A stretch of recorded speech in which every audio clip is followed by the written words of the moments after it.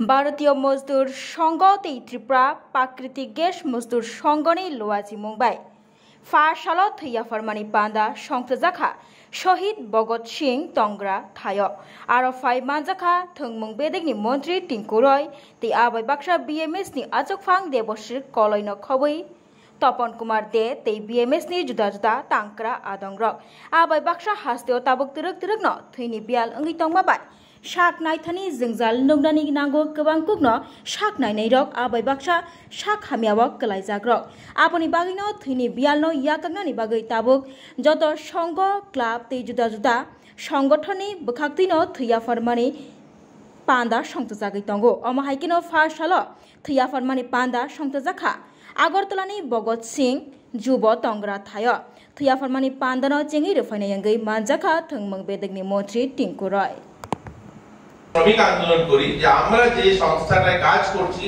এই সংস্থাটার জন্য আমাদের লড়াই করতে হবে, সংস্থাটার জন্য বেঁচে থাকে। আমার লড়াই সঙ্গে সঙ্গে সংস্থাকে বাঁচাতে হবে। আর একটা হচ্ছে চা বাগান, যেখানে সবচেয়ে বেশি শ্রমিকরা থাকে। সেখানে কি হয়েছে, শ্রমিকরা সত্যিই শোষিত ছিল। আমাদের রাজ্যে চা বাগান গড়ে উঠেছে 110-11 বছর আগে, রাজাদের আমলে শুরু হয়েছে চা বাগান। আমাদের ত্রিপুরার যে পূর্ণ রাজ্যের মর্যাদা পেয়েছে 50 বছর আমরা পার করে ফেললাম। 50 বছরে 51 বছর হয়েছে আমাদের পূর্ণ রাজ্যের মর্যাদা পেয়েছে আমাদের রাজ্যে। স্বাধীন হয়েছে দেশ, 77 বছর পার করেছি আমরা, স্বাধীনতা হয়েছে আমাদের দেশে। অথচ আমাদের চা শ্রমিক যারা ছিল, এই চা শ্রমিকের জমির অধিকার ছিল না। ওই চা বাগানে যে শ্রমিকরা বসবাস করে তাদের ভূমির অধিকার ছিল না। অথচ আমাদের এই রাজ্যে আমরা দেখেছি একটা সরকার ছিল যারা আন্দোলন করত, তাদের কার্যকর্তারা বলতো অন্ন বস্ত্র শিক্ষা স্বাস্থ্য মানুষের মৌলিক অধিকার, এর জন্য লড়াই করতে হবে। সত্যি তো, অন্ন বস্ত্র শিক্ষা স্বাস্থ্য প্রত্যেকটা মানুষের গণতান্ত্রিক অধিকার। কিন্তু ওই মানুষগুলো, ওই সরকারটা 35 বছর থাকার পরেও ওই শ্রমিকদের জন্য 1 ছটাক জমি দেওয়ার ব্যবস্থা করেনি। এত কি হয়েছে, ওই সমস্ত শ্রমিক পরিবার সেখানে তাদের ছেলেমেয়েরা পড়াশোনা করতে পারেনি। কারণ পড়াশোনা করলে তারা বাইরে যদি কাজে যায় তাকে বাগান খালি করতে হবে। তাদেরকে ভূমি দেওয়া হয়নি, বাড়ির অধিকার দেওয়া হয়নি, জমির অধিকার দেওয়া হয়নি, জল দেওয়া হয়নি, শৌচালয় দেওয়া হয়নি, স্কুলের ব্যবস্থা করা হয়নি। শুধুমাত্র আন্দোলন নাম মাঠ ভর্তি করে ভাষণ শোনানো হয়েছে। নেতারা বক্তব্য দেবে, মাঠ ভর্তি করতে হবে, সেখানে মানুষ চাই, বাগানে ট্রাক্টর পাঠিয়ে দাও, বোঝাই করে নিয়ে চলে আসো, লরি বোঝাই করে মানুষগুলোকে নিয়ে এসো, মাঠ ভর্তি করো, আর লড়াই সংগ্রামের স্লোগান দিয়েছে, লড়াই করতে হবে, লড়াই লড়াই লড়াই চাই, লড়াই করে বাঁচতে চাই। অথচ ওই গরিব মানুষগুলো যারা শত বছর ধরে ওই বাগানে বসবাস করে, তাদের একটা ঘরের ব্যবস্থা করা হয়নি। ধীরে ধীরে কি হয়েছে, ওই সমস্ত চা শ্রমিক যারা রয়েছে তারা শহরমুখী হয়েছে, বাগান ছেড়ে বাগানে কাজ করেছে। আমরা দেখেছি 2018 সালে সেখানে 105 টাকা মজুরি ছিল। শহরের মানুষের সকালবেলা চায়ের খরচা, অর্থাৎ একটা বাড়িতে, সাধারণ আমাদের রাজ্যে অনেক বাড়ি রয়েছে যে বাড়িতে চা বিস্কিট আনুষঙ্গিক সকালবেলা টিফিনের 100 টাকার খরচা হয়। অথচ 105 টাকা ওই চা শ্রমিক পরিবারকে মজুরি দেওয়া হতো, ওই শ্রমিকদেরকে মজুরি দেওয়া হতো, না ঘর না কোনো ব্যবস্থা। ঔষধের নামে শুধুমাত্র একটা প্যারাসিটামল, 2টা প্যারাসিটামল, মেট্রোডাইজাল ট্যাবলেট এগুলো দেওয়া হতো। রেশনের নামে যেখানে 2 কিলো চাল, 1 কিলো আটা, ওই অল্প কিছু সামগ্রী দেওয়া হতো, বাস তারা সেইভাবে শোষিত ছিল। এগুলো নিয়ে কেউ কথা বলেনি। কিন্তু 2018 সালের পর আমরা দেখলাম আমাদের রাজ্যে 8,500-এর বেশি চা শ্রমিক পরিবার, যাদেরকে এই সরকার আসার পর 3,000 পরিবারকে জমির পাট্টা দেওয়া হয়েছে। আজ তারা তাদের ছেলেমেয়েরা মাথা উঁচু করে বাঁচার অধিকার আছে। এখন বিষয় হলো, যেহেতু তাদেরকে জমি ছিল না, তাদের বাড়ি ছিল না, তাদের ছেলেমেয়েরা লেখাপড়া করতে হবে। এখানে যারা বসে আছেন বলতে পারবেন একজন চা শ্রমিক আছে আপনার সঙ্গে?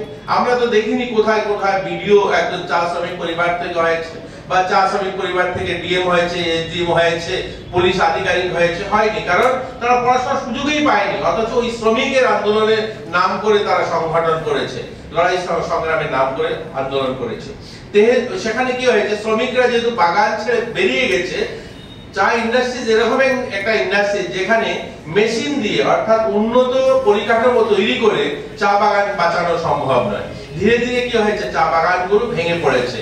কারণ পাতার কোয়ালিটি ভালো নেই, সেখানে উন্নত চা পাতা করতে পারছে না, কারণ সেটা হাতে তুলতে হবে। ওই যে কুড়িগুলো তোলে সেটা হাতে তুলতে হয়, মেশিনে তোলা যাবে না। তো যত মেশিন আবিষ্কার করুন না কেন, যত আধুনিক প্ল্যান্ট বসান না কেন, যত আধুনিক সরঞ্জাম লাগিয়ে নেন না কেন, কিন্তু চা ইন্ডাস্ট্রি চলবে না। চা ইন্ডাস্ট্রির জন্য চা শ্রমিক চাই, কারণ সেটা শ্রমিক বেস ইন্ডাস্ট্রি, সেখানে মেশিন বেস ইন্ডাস্ট্রিজ নয়। আপনি মেশিন যত আধুনিক করে নিন, পাতা মানুষ দিয়ে তুলতে হবে। তো ভালো পাতা তোলার জন্য ভালো শ্রমিক চাই, তার স্কিল ওয়ার্কার চাই। তো সেখানে তো স্কিল ওয়ার্কার নেই, শ্রমিকরা তো শহরমুখী হয়েছে, কারণ সেখানে এসে সে মুদিখানার দোকানে, কোনো গ্যারেজে বা কোনো রাজমিস্ত্রির জোগাড়ি করছে, কারণ সেখানে আসার পর সে 300 টাকা 400 টাকা মজুরি পাচ্ছে। কোথায় দোকানে কাজ করে তো সেখানে 10,000 টাকা, সেই দোকানে কাজ করে 10,000 টাকা মাসে রোজগার করছে। সে বাগান ছেড়ে পালিয়ে এসে, সেখানে বাগান থেকে সরে এসে, তার জন্য ধীরে ধীরে চাষ বাগানগুলো বন্ধের মুখে চলে গেছে। তো আমাদের যারা মালিক পক্ষ, তাদেরও মাথায় রাখতে হবে শ্রমিক বাঁচলে পরেই আমার ইন্ডাস্ট্রিজ বাঁচবে। অর্থাৎ সেখানে যদি মালিকরা দীর্ঘদিন ধরে মালিকরা যদি সেটা অনুভব করতে পারতো যে আমার শ্রমিকের ঘরের দরকার আছে, আমার শ্রমিকের স্বাস্থ্যের জন্য, তার চিকিৎসার পরিষেবার জন্য ডাক্তার ওষুধ দেওয়ার দরকার আছে, তার মজুরি বৃদ্ধি করতে হবে, তবেই সেখানে আমার ইন্ডাস্ট্রিজ বাঁচবে। সেই জায়গাটা ভুল করার কারণে আমরা সেখানে আর চা ইন্ডাস্ট্রিজ প্রায় মৃত পাই, কিছু বাগান ছাড়া বাকিগুলো বন্ধের পথে। তো আমাদের মালিক পক্ষকেও ভাবতে হবে যে শ্রমিক বাঁচলে আমার ইন্ডাস্ট্রিজ বাঁচবে, আর শ্রমিকদেরও ভাবতে হবে আমার ইন্ডাস্ট্রি যদি বাঁচে তাহলে আমার রোজগার বাঁচবে। তো এই দুটো কথা বলে আপনাদেরকে আবারও শুভেচ্ছা জানিয়ে এই দুর্গাপূজা সকলের ভালো কাটুক, দুর্গাপূজাটা সকলেই মিলে আমরা আনন্দ করি, এই প্রার্থনা রেখে সবাইকে আবার শুভেচ্ছা জানিয়ে আমি আমার আলোচনা শেষ করলাম। জয় হিন্দ।